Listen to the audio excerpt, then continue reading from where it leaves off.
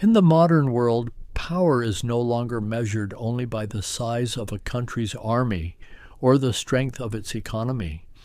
In today's complex international system, influence is determined by a much deeper and more subtle factor: the ability of a nation to act independently and make decisions according to its own national interests. True power, therefore, is not simply about military capabilities or economic resources. It is about sovereignty. It is about whether a nation can pursue its policies without being influenced, pressured, or strategically constrained by more powerful global actors. Throughout modern history, many countries have struggled with this challenge. The international system is often shaped by powerful alliances, competing strategic interests, and shifting geopolitical realities. Smaller or emerging powers frequently find themselves navigating a complicated environment where the decisions of global superpowers can have far-reaching consequences.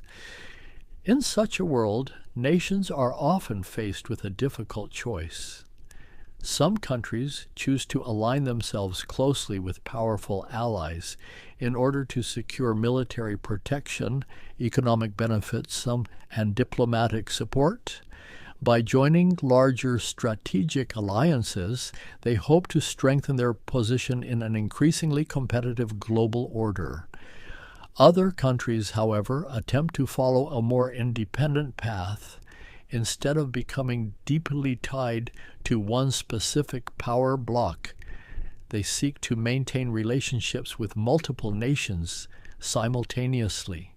Their goal is to preserve flexibility in their foreign policy while protecting their sovereignty and decision-making authority. For decades, India claimed to follow this second approach. Since gaining independence in 1947, India's leaders repeatedly emphasized the importance of maintaining an independent and balanced foreign policy.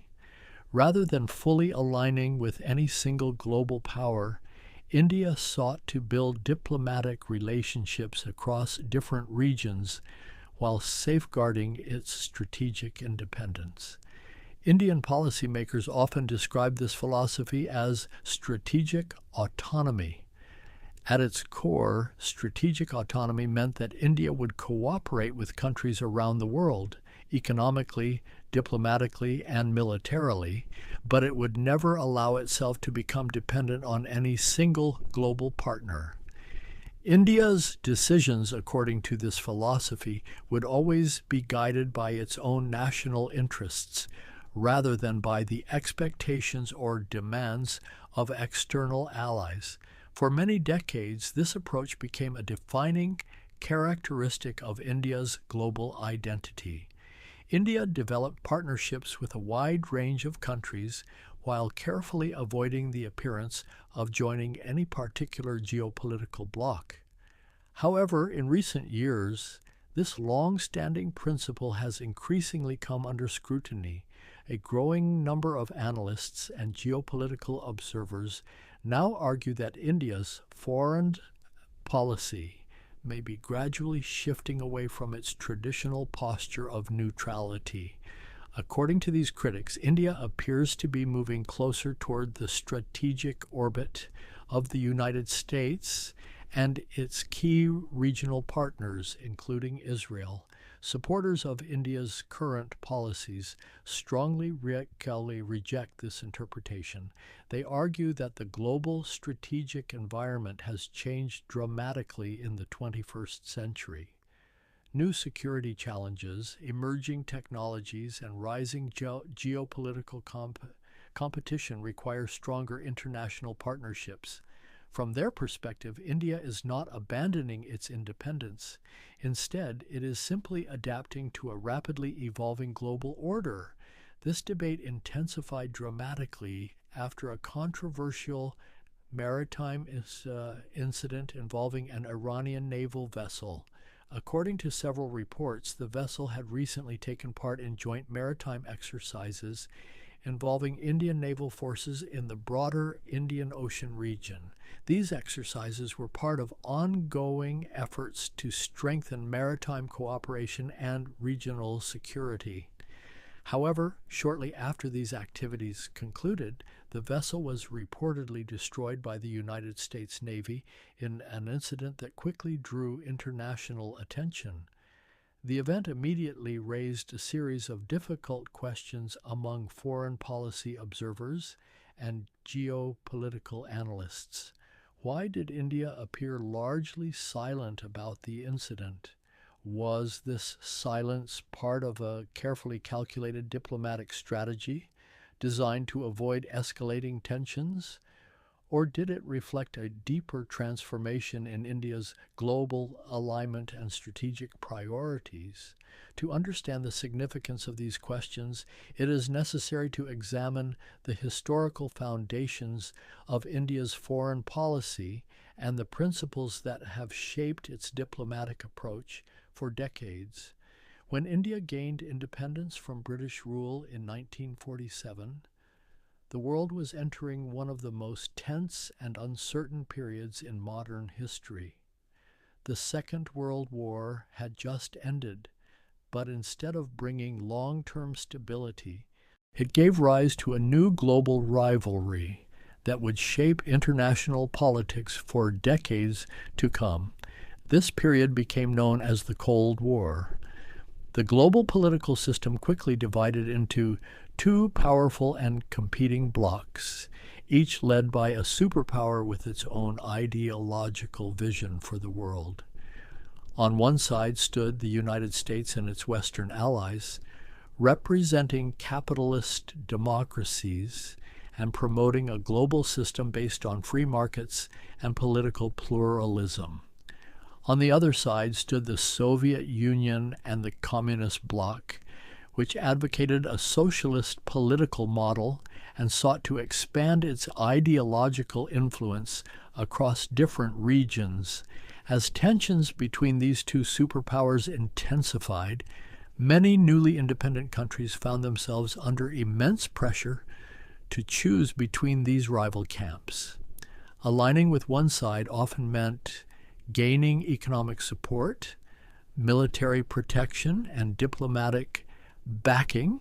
However, it also meant becoming entangled in the broader geopolitical struggles of the Cold War. India's first Prime Minister, Jawaharlal Nehru, was deeply aware of these risks. Having just emerged from nearly 2 centuries of colonial rule, India was determined to protect its sovereignty and independence. Nehru believed that joining either of the competing Cold War blocs could limit India's ability to make its own decisions and might even draw the country into conflicts that were not directly related to its national interests. Instead of choosing sides, Nehru proposed a different diplomatic vision. He promoted a policy known as non-alignment. The core idea behind non-alignment was both simple and revolutionary for its time. India would not formally join any military alliance led by the United States or the Soviet Union. Rather than becoming part of a superpower-led bloc, India would pursue an independent foreign policy that allowed it to maintain friendly relations with countries on both sides of the ideological divide. Through this approach, India hoped to preserve its strategic independence while still engaging constructively with the international community. This philosophy gradually evolved into a broader international movement. In 1961, leaders from several newly independent countries gathered to formally establish the Non-Aligned Movement, an organization designed to represent nations that wished to remain outside the competing military alliances of the Cold War.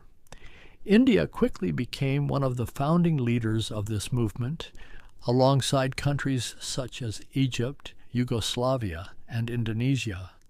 Together, these nations sought to promote the idea that smaller or developing countries should not be forced to choose between rival superpowers.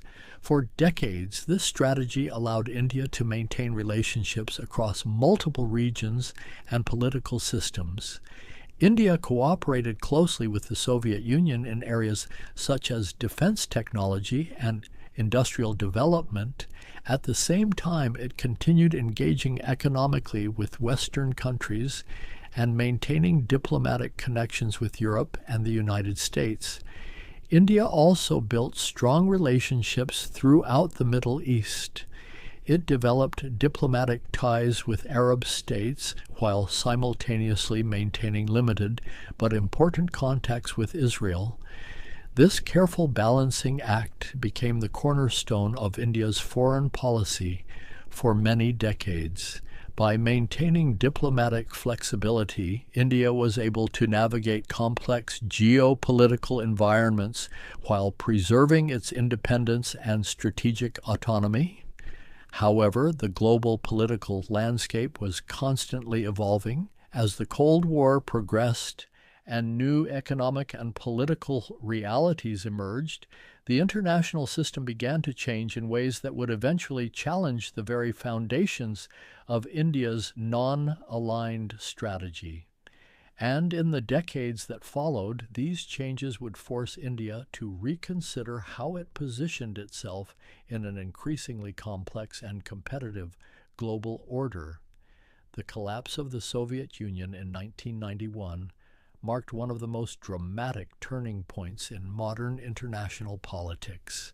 For nearly half a century, the global system had been structured around the rivalry between two superpowers, the United States and the Soviet Union. Their ideological competition shaped alliances, military strategies, economic policies, and diplomatic relationships across the world. But when the Soviet Union suddenly disintegrated in 1991, this carefully balanced system collapsed almost overnight. The Cold War, which had dominated global politics for decades, effectively came to an end. With the disappearance of its primary rival, the United States emerged as the dominant global superpower. For the first time since the Second World War, the world appeared to be moving toward what many analysts called a unipolar global order, where a single power held overwhelming political, economic, and military influence. India was no exception. For much of the Cold War period, India had maintained a particularly close relationship. Missile systems, Soviet technical assistance also played an important role in the development of India's heavy industries and scientific institutions. Although India officially followed the policy of non-alignment, in practice, the Soviet Union had become one of India's most reliable strategic partners during the Cold War era. However, when the Soviet Union collapsed, this partnership suddenly faced a period of uncertainty. India could no longer rely on the same geopolitical environment that had existed for decades. At the same time, India itself was going through a major transformation. In the early 1990s, the country faced a serious economic crisis. Foreign exchange reserves had fallen to dangerously low levels, and the government was forced to implement significant economic reforms in order to stabilize the economy. These reforms, known as economic liberalization, marked a major turning point in India's economic policy. For decades, India had followed a relatively closed economic model with heavy government control over industries and trade. But beginning in 1991, the government introduced a series of reforms aimed at opening the Indian economy to the global market. Trade barriers were gradually reduced. Foreign investment was encouraged. Private sector participation in industries increased, and India began integrating more actively into the global economic system. These economic reforms also had a profound impact on India's foreign policy priorities. As India became more connected to the global economy, it began building stronger relationships with major economic powers around the world, particularly the United States and Western Europe. Over the following decades, the relationship between India and the United States steadily deepened in multiple areas. Trade between the two countries expanded rapidly, transforming the United States into one of India's largest economic partners. American companies began investing heavily in India's technology, services, and manufacturing sectors. At the same time, cooperation in science and technology also grew significantly. Partnerships between universities, research institutions, and private companies created new opportunities for innovation and technological development. However, one of the most significant aspects of this evolving relationship emerged in the field of defense and strategic cooperation. During the early years of the Cold War, defense ties between India and the United States had been relatively limited, but by the late 1990s and early 2000s, both countries began recognizing the potential benefits of closer military collaboration. A major milestone in this growing partnership occurred in 2008 when India and the United States signed the historic Civil Nuclear Agreement. This agreement allowed India access to civilian nuclear technology and nuclear fuel from international markets, despite the fact that India was not a signatory to the Nuclear Non-Proliferation Treaty. For India, this deal represented a significant diplomatic achievement. It effectively acknowledged India as a responsible nuclear power and opened the door for greater cooperation with the global nuclear energy industry. At the same time, the agreement also symbolized a new level of trust and strategic partnership between New Delhi and Washington. In the years that followed, military cooperation between the two countries expanded rapidly. Joint military exercises became more frequent and more sophisticated, involving naval forces, air forces, and ground troops. These exercises allowed both countries to improve coordination, share operational knowledge, and strengthen their ability to respond to regional security challenges. India also began participating in broader strategic partnerships with other U.S. allies in the Indo-Pacific region. These collaborations reflected growing concerns about regional stability, maritime security, and the balance of power in Asia. For supporters of this new approach, these partnerships represented a pragmatic evolution of India's foreign policy in response to changing global realities. But critics raised an important question. As India deepened its cooperation with Western powers, particularly the United States, was it still maintaining the principle of strategic autonomy that had guided its foreign policy for decades? Or was India gradually moving toward a new geopolitical alignment in the emerging global order? These questions would become even more relevant as new regional tensions and international crises began to test the limits of India's diplomatic balancing strategy. One of the most prominent examples of India's emerging strategic partnerships in the modern geopolitical landscape is the Quadrilateral Security Dialogue, more commonly known as the Quad. The Quad is a strategic partnership that brings together four major democratic countries in the Indo-Pacific region: the United States, India, Japan, and Australia. Although the group does not function as a formal military alliance, it represents a growing framework for cooperation among these nations in response to the rapidly evolving security environment in Asia. The origins of the Quad can be traced back to the mid-2000s when these four countries began exploring ways to coordinate their efforts in areas such as maritime security, disaster relief, and regional stability. However, the partnership gained renewed momentum in the late 2000s as geopolitical tensions in the Indo-Pacific region began to intensify. Today, the Quad has become one of the most closely watched strategic arrangements in global politics. Officially, the partnership focuses on cooperation in several areas, including maritime security, technological development, infrastructure investment, cyber security, and supply chain resilience. Leaders of the Quad countries often emphasize that the initiative is designed to promote a free, open, and inclusive Indo-Pacific region where international law, freedom of navigation, and peaceful dispute resolution are respected. However, despite these official statements, many geopolitical analysts believe that the underlying strategic objective of the Quad is to counterbalance the rapidly expanding influence of China in the region. Over the past few decades, China has experienced extraordinary economic growth and has simultaneously invested heavily in modernizing its military forces.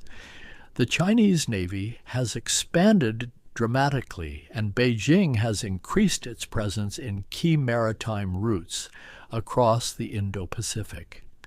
China's activities in the South China Sea, including the construction of artificial islands and the expansion of military infrastructure, have raised concerns among several neighboring countries. In addition, China's assertive foreign policy and territorial claims have led to rising tensions with multiple regional actors.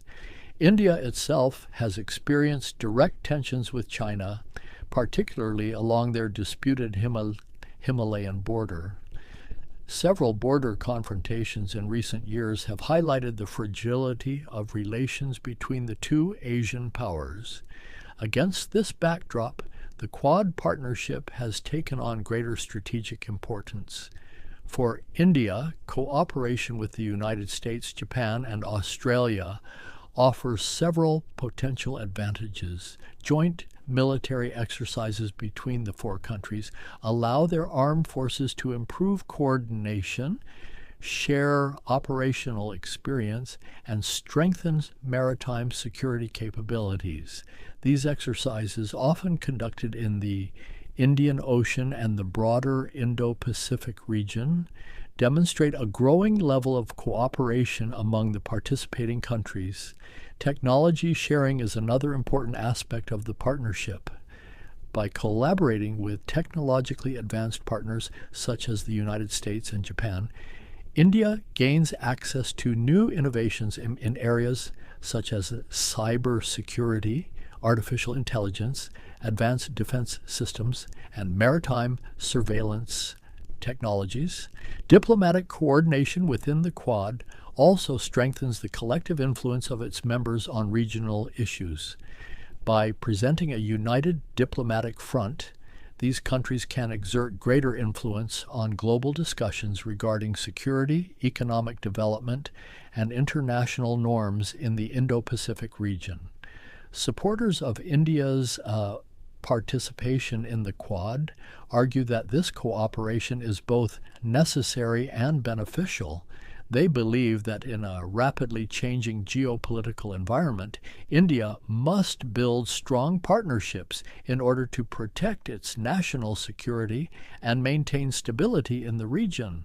However, critics raise an important concern. They argue that deeper integration into such strategic partnerships may gradually pull India away from the principle that has historically defined its foreign policy: strategic autonomy. For decades, India sought to maintain balanced relationships with multiple global powers while avoiding formal alignment with any particular geopolitical bloc. Critics fear that closer involvement in alliances like the Quad could eventually place India more firmly within a Western-led strategic framework. If that were to happen, they argue, India might find it increasingly difficult to maintain its traditional role as an independent balancing power in global affairs. This debate remains unresolved, but it highlights one of the most important questions facing India's foreign policy today. As the global balance of power continues to shift, can India successfully maintain its strategic independence while simultaneously strengthening partnerships with major global powers? Or will the pressures of an increasingly competitive geopolitical environment eventually force India to choose a more clearly defined strategic alignment? This debate gained renewed attention following a controversial maritime incident involving an Iranian naval vessel, an event that quickly attracted the attention of geopolitical analysts and observers across the region. According to several reports,